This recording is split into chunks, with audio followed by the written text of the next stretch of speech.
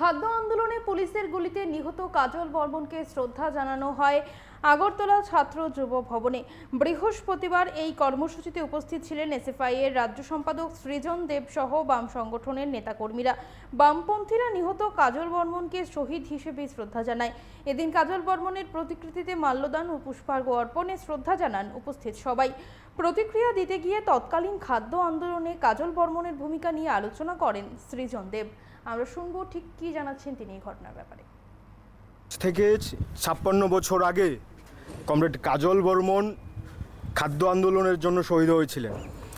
আমাদের রাজ্যে 60-এর দশকে যে তীব্র খাদ্য সংকট তৈরি হয়েছিল, এই তীব্র খাদ্য সংকটের ফলে সারা রাজ্যে ছাত্র যুবরা লড়াই সংগ্রাম তৈরি করেছিল।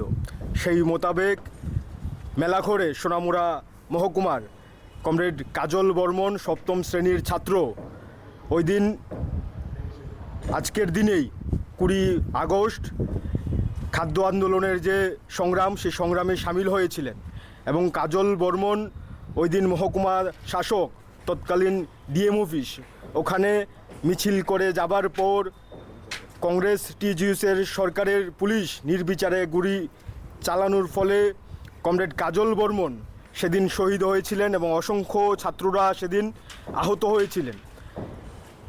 এই সময়ের মধ্যে আমাদের রাজ্যে যেভাবে খাদ্যের সংকট, শিক্ষার সংকট, সেই একইভাবে গত জোট সরকারের আমলে ইচ্ছাকৃতভাবে বা কৃত্রিমভাবে এই খাদ্যের সংকট তৈরি করা হয়েছিল এবং এই খাদ্যের সংকটের ফলে ছাত্ররা যুবরা সারা রাজ্যের মধ্যে যে লড়াই সংগ্রাম তৈরি করেছিল, সেই লড়াই সংগ্রামের পর আমরা দেখেছিলাম বা আমরা পরবর্তী সময়ে জানতে পেরেছিলাম এই লড়াই সংগ্রাম পরবর্তী সময়ে গণ আন্দোলনের রূপ নিয়েছিল।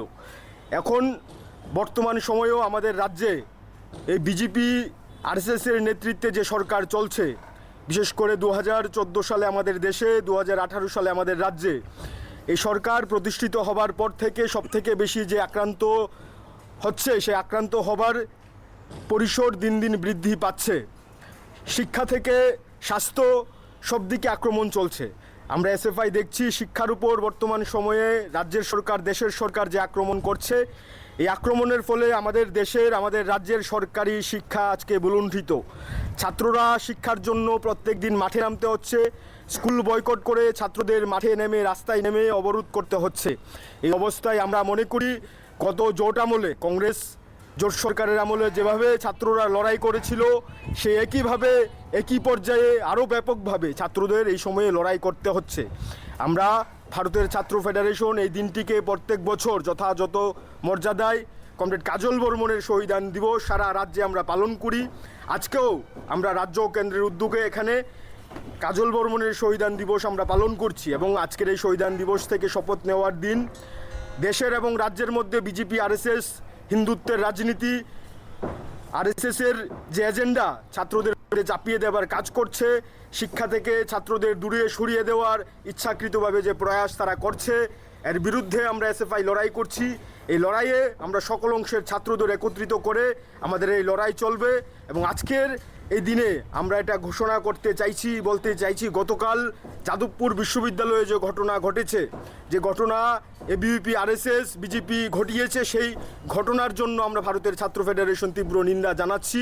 আমরা এসএফআই এবং টিএসইউ আজকে সন্ধ্যায় প্রতিবাদ মিছিলে সামিল হব।